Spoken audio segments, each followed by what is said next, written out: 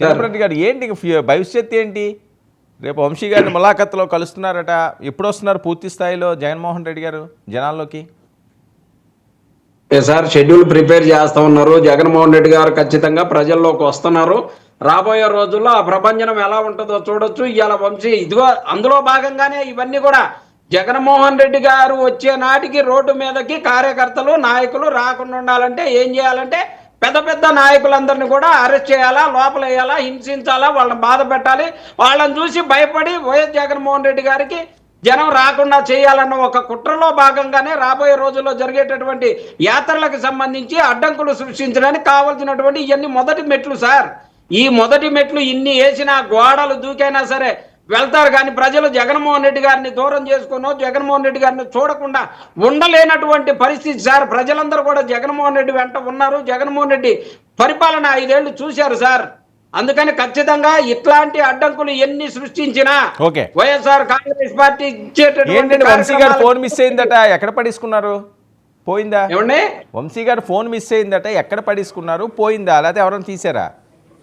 Sir investigation లో phone miss అయినా phone ఆడబెట్టినా అన్ని విషయాలు బయటకు వస్తాయి. దానికేమో దాచి పెడితే దాగేది కాదు.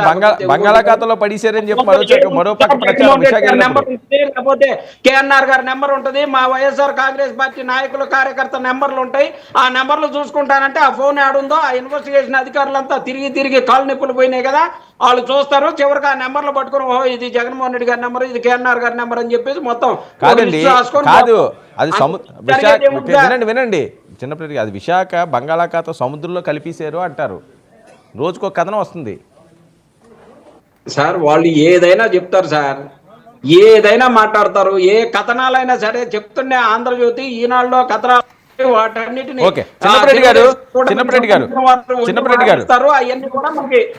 డిస్కషన్ లో రాజకీయ నాయకులేమి అతీతులేం కాదు, దైవాంత సంభూతులేం కాదు. వాళ్ళు మానవులే, వాళ్ళు మనుషులే. వాళ్ళకు ఒక అవకాశం వచ్చింది కాబట్టి ప్రజలను మెచ్చితే గెలుస్తారు.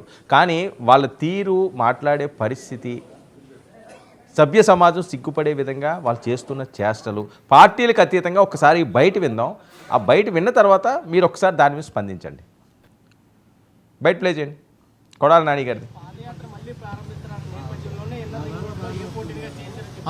రాత్రి టీవీలో చెప్పగానే పొద్దున్న వేసి వాళ్ళు రాసి కోర్టులు వేసారు.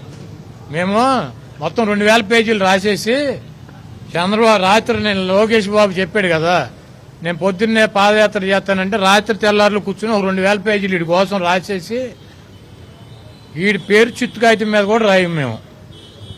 మా ముఖ్యమంత్రి కానీ మేము కానీ లోకేష్ అనేవాడి పేరు చిత్తు కాగితం మీద కూడా రాయం. ఆడి పెద్ద పెద్ద బుక్కులు పెట్టుకుని ఎర్ర బుక్కులు మా పేర్లు రాసుకుంటాడు. ఆడి పేరు మా ముఖ్యమంత్రి కానీ మేము కానీ చిత్తు కాగితం మీద కూడా ఆడి పేరు రాయం. ఆడి అసలు మామూలుగా నాన్న అరచే కానీ ఆడి చూస్తే ఎట ఉన్నాడు చూసారా మీరు?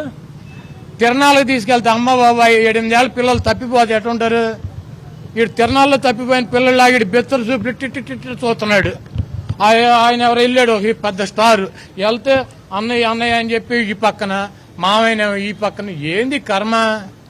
ఆడంట బుక్కుల మీద రాస్తాడంట, జగన్మోహన్ రెడ్డి గారిని ఏదో చేస్తాడంట, లేపేస్తాడంట.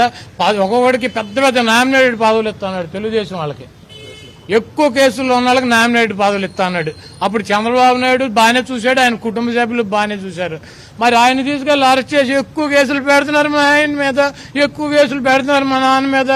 నీకు వద్ద పెద్ద పదవే ఇప్పుడేమో వదిలేయాలంట. ఏమండి అసలు ఎంత అడ్డుకోవాలంటే ప్రతి కోర్టుకి జ్యుడిషియల్ కస్టడీలో ఉంటారు. రిమాండ్కి అయితే ఏంటంటే జ్యుడిషియల్ కస్టడీలో ఉంటాం. జ్యుడిషియల్ కస్టడీలో నన్ను తీసుకెళ్ళినా నిన్ను తీసుకెళ్ళినా ఎవరిని తీసుకెళ్ళినా సేమ్ ఉంటుంది. లేదు నాకు ఆరోగ్య పరిస్థితి బాగా, లేకపోతే నాకేదో నేను ఎమ్మెల్యేని, లేకపోతే నేను చిన్నప్పటి నుంచి ఏదో పలానా క్లైమేట్లో ఉన్నా నేను కోర్టులో పిటిషన్ వేసుకుంటే నాకు లేకపోతే అల్సర్ ఉంది, నేను ఆ ఫుడ్ తినలేనంటే సరేరా బాబు ఆడికి ఏదో ఫుడ్ అని తీసుకెళ్ళండి. ఆడికి ఒంగోలేడంటే కూర్చోలేడంటే ఆడికి ఒక బల్లైంది తింటాకి, ఆడికి కింద పడుకోలేని అంటున్నాడు, ఆడికి నడుము పని చేయట్లేదు, బెడ్ అయినా అని చెబుతారు. అవి కోర్టు ఏదైతే ఇస్తుందో అయ్యే వేస్తారు ఎక్స్ట్రా. ఆవిడ నిన్న భువనేశ్వర్ గారు ఏం చెప్తారు, మొన్నేమో మా బాబు గారికి వేడి నీళ్ళు ఇవ్వట్లేదు, వేడి నీళ్లు కోర్టు ఇమ్మంటే ఇస్తారు. అక్కడ ఫ్రిడ్జ్ ఏసీ దోమలు కొడుతున్నాయి, దోమలు కొట్టక లేకపోతే రంబా ఊర్వశి వచ్చి కన్ను కొడతారేంటి దీనికి? ఎవరికైనా అయ్యే కొడతాయి. ఈయన దోమల మీద దండయాత్ర చేసాడు కదా, అవన్నీ పాకబట్టి ఉంటాయి. ఒక కత్తి అట్టుకుని దోమల కోసం తిరిగాడు. ఇదండి చాకులు- చిన్నపరెడ్డి గారు, మీరు చాలా హ్యాపీగా ఆనందంగా నవ్వుకుంటున్నారు. అది చూసి పైకి ఆ నవ్వు వ్యక్తపరచకుండా అంత ఆనందం అనిపించింది ఆయన మాటలు మీకు? ఏం లేదు, మా నాన్నగారు ఎప్పుడు మాట్లాడినా కానీ ఆయన లాంగ్వేజ్ అలానే ఉంటది. నాన్నగారు ఎప్పుడు మాట్లాడినా కానీ నాకు నవ్వు వస్తుంది, నేను నవ్వుకుంటాను. నేను అలాగే అందులో ఉంటది కాబట్టే దాన్ని కదా ఈ రోజు పెట్టుకోవాల్సిన గుడివాడ పని ప్రజలు లేదు. ఇంట్లో కూర్చోబెట్టారు. అలాగుంటేనే నేను అనేది కూర్చోబెడతారు. అట్లా కాదు నా వర్మ గారు, మీరు దీంతో పాటు పవన్ కళ్యాణ్ గారు చెప్పు తీసుకొని కొడతా లంచా కొడకల్లారా అని చెప్పి ఖచ్చితంగానండి, అది కూడా నేను ప్లే బయట కూడా చేస్తాను. వేస్తే కానీ బాగుండేది సార్. సందర్భం మీరు ఒకసారి గుర్తుంచుకోవాలి. ఆయన ఎప్పుడు అది కూడా వేస్తే ప్యాకేజ్ బాగుండేది. ఇస్తారన్నారు, నిరూపించలేకపోయారు. వాళ్ళ అదే ఇంట్లో సార్. వాళ్ళ మీద ఇష్టం వచ్చినట్టుగా మాట్లాడారు. ఆ స్టార్ అన్నారు, ఈ స్టార్ అన్నారు, అమ్ముడు పోయాడు అన్నారు, తాకట్లు పెట్టారన్నారు, ఇంకోటి చేస్తారన్న తర్వాత ఎక్స్ అయిపోయి ఎన్నోసార్లు మాటలు పడ్డాక అన్నదానికి ఈయనెవరో ఏం అనలేదే సార్.